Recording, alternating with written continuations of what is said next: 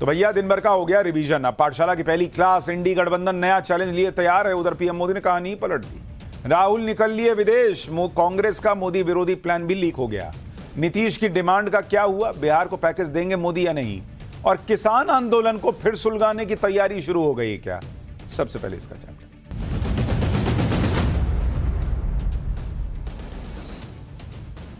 जहां नरेंद्र मोदी है वहां चैलेंज है, और जहां चैलेंज है वहां नरेंद्र मोदी है। नरेंद्र मोदी के काम का यही तरीका है बॉस। ये बात वो खुद कह चुके हैं कि चुनौती को चुनौती देना उनके डीएनए में है। आज सुबह ही नरेंद्र मोदी विदेश से लौटे हैं। पहले वो रूस गए थे, फिर वहां से सीधे यूरोप गए। जो रूस का दुश्मन है उस बड़े जियोपॉलिटिकल चैलेंज को भी निपटाकर नरेंद्र मोदी लौट आए। लेकिन वापस लौटते ही उनके सामने देश के वो चैलेंज खड़े हैं जिन्हें लेकर मोदी विरोधी ये माहौल बना रहे हैं कि नरेंद्र मोदी तो अब फंसने वाले हैं, अब आएगा मजा, तब फंसने वाले हैं, अब फंसने वाले हैं वाला हिसाब चल रहा है। ये वही लोग हैं जो कह रहे थे कि नरेंद्र मोदी की सरकार अब गिरी तब गिरी वाला हिसाब है। कुछ लोग तो ये भी कह रहे थे कि अगस्त तक सरकार ही गिर जाएगी। लेकिन नरेंद्र मोदी के सामने ऐसे नैरेटिव नहीं चलते हैं, और ना ही नरेंद्र मोदी ऐसे किसी चैलेंज का सामना करने से डरते हैं।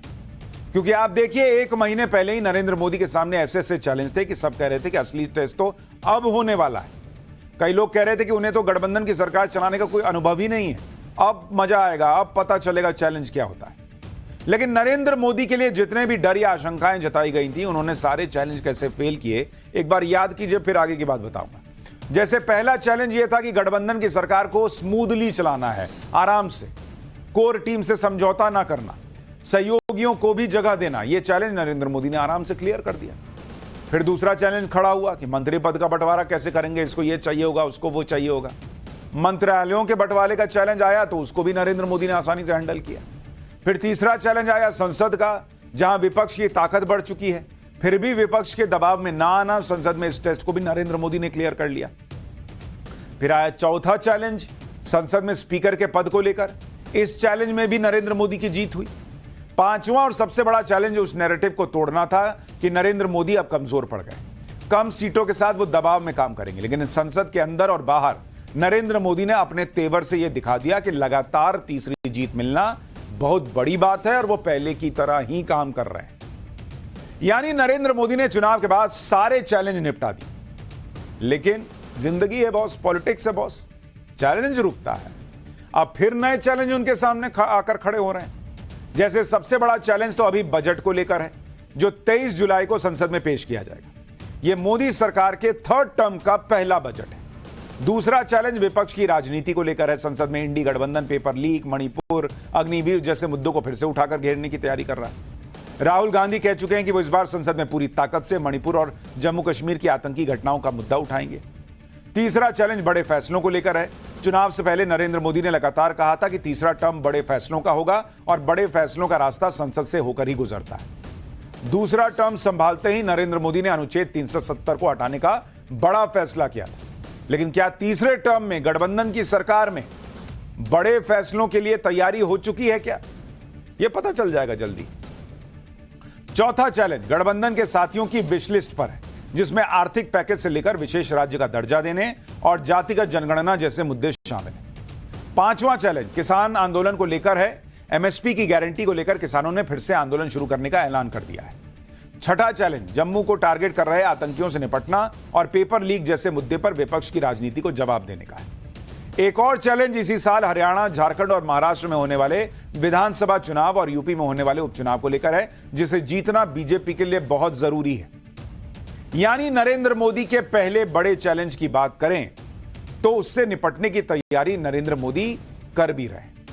आज सुबह वो ऑस्ट्रिया के दौरे से लौटे, और दोपहर तक खबर यह आई कि प्रधानमंत्री ने बजट की तैयारियों को लेकर बैठक शुरू कर दी।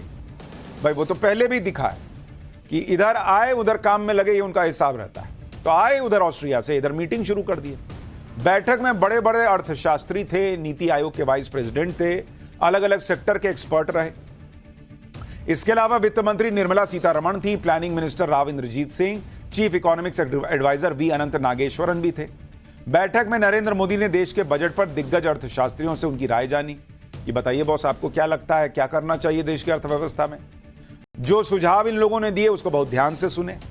फिर नरेंद्र मोदी ने चुनाव से पहले ही सरकार के 100 दिन का प्लान भी बनाया हुआ था। बजट में उस प्लान की झलक भी दिखेगी। साथ ही भारत को 2047 तक विकसित राष्ट्र बनाने का जो सपना है, उसका रोड मैप भी बजट में दिखेगा। मोदी सरकार के सामने यह चैलेंज रहेगा कि वो बजट में रिफॉर्म की ओर आगे बढ़ती है या पॉपुलिस्ट एजेंडे वाला बजट पेश करती है। इसके अलावा एनडीए के सहयोगी दल भी बजट में अपने अपने राज्य के लिए आर्थिक पैकेज की आस लगाए बैठे हैं। अगर उन राज्यों पर मोदी सरकार पैकेज देती है तो फिर दूसरे राज्य कहेंगे कि हमारा सर, हमारा क्या होगा, हमको भी दीजिए। तो नरेंद्र मोदी के लिए कुछ चैलेंजेस तो दिख रहे हैं सामने। जहां तक आर्थिक मोर्चे पर सहयोगियों को साधने का चैलेंज है, तो उस पर नरेंद्र मोदी पहले ही काम कर रहे हैं और रिजल्ट भी दिख रहा है। मोदी सरकार ने आंध्र प्रदेश में 60,000 करोड़ के निवेश से तेल रिफाइनरी और पेट्रोकेमिकल हब स्थापित करने की चंद्रबाबू नायडू की मांग को मंजूर कर दिया। बुधवार को चंद्रबाबू नायडू ने भारत पेट्रोलियम कॉर्पोरेशन लिमिटेड के अधिकारियों से मुलाकात की और यह रिफाइनरी स्थापित करने को लेकर चर्चा हुई। 5 दिन पहले ही चंद्रबाबू नायडू और नरेंद्र मोदी के बीच दिल्ली में मुलाकात हुई थी। मुलाकात के 5 दिन बाद ही आंध्र प्रदेश के लिए बड़ी खुशखबरी भी आ गई, यानी नायडू की डिमांड तो पूरी हो गई। इसी तरह से बिहार में नीतीश कुमार की पुरानी डिमांड रही है कि भैया बिहार को स्पेशल स्टेटस का दर्जा मिलना चाहिए। हालांकि अब जेडीयू ये कह रही है कि अगर बिहार को स्पेशल स्टेटस नहीं भी दिया जाता तो कोई पैकेज ही दे दीजिए। बिहार के लिए स्पेशल स्टेटस या स्पेशल पैकेज की डिमांड के पीछे लॉजिक यह दिया जाता है कि बिहार के पास प्राकृतिक संसाधनों की कमी है। बिहार के पास ना कोई खदान है, ना समुद्री तट है। भाई पहले बिहार झारखंड साथ थे, झारखंड में पूरी प्राकृतिक संपदा थी, अब वो उधर चला गया। कुछ राज्यों में सोने या हीरे की खदानें हैं, कुछ के पास लंबा समुद्री तट है, लेकिन बिहार का ऐसा कोई भौगोलिक लाभ तो बिहार को मिलता नहीं है। इसलिए बिहार जैसे राज्य को अलग से मदद दी जानी चाहिए, फिर चाहे वो विशेष राज्य का दर्जा हो या फिर विशेष पैकेज हो। ये बात बहुत दिन से उठ रही है, लेकिन यह भी समझना जरूरी है कि बिहार को स्पेशल स्टेटस मिलने से होगा क्या। आप सुनते हैं कि स्पेशल स्टेटस दे दीजिए, लेकिन होगा क्या अगर मिल गया तो?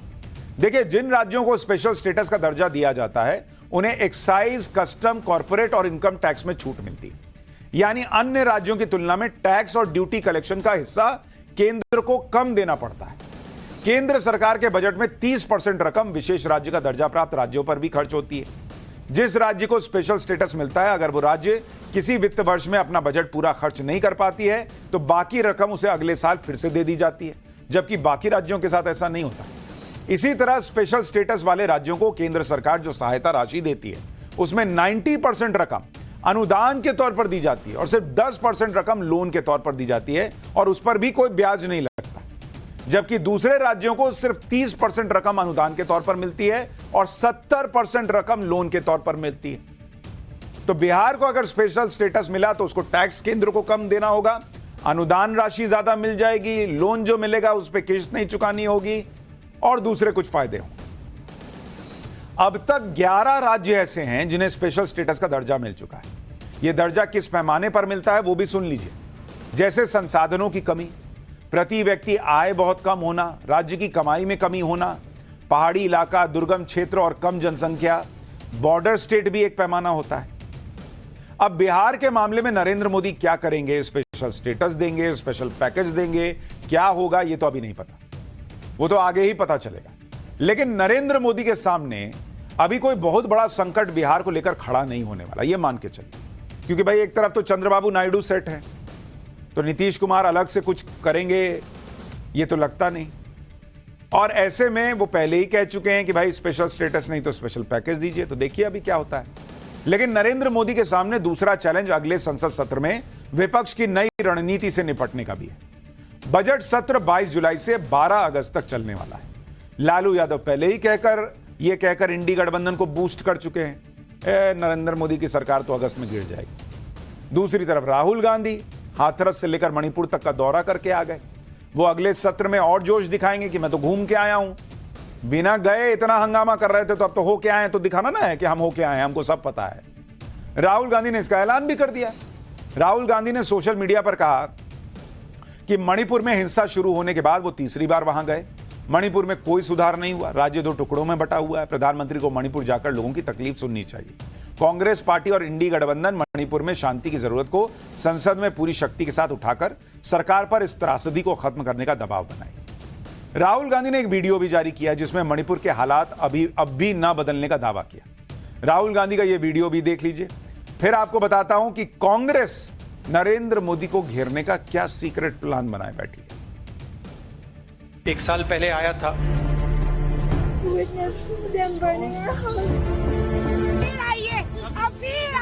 और अब आया हूं, मगर दुख की बात है कि वो इम्प्रूवमेंट नहीं हुआ। हमने आपकी बात, सबसे पहले हम यहाँ आए, हमने आपकी बात उठाई, एक बार नहीं 2-3 बार हमने पार्लियामेंट में बोला, इन्होंने बोला, सब एमपीज ने बोला, कांग्रेस पार्टी के हम सारे के सारे नेताओं ने पार्लियामेंट में मणिपुर की बात उठाई, और हम दबाव डाल सकते हैं और हम पूरा दबाव डालेंगे।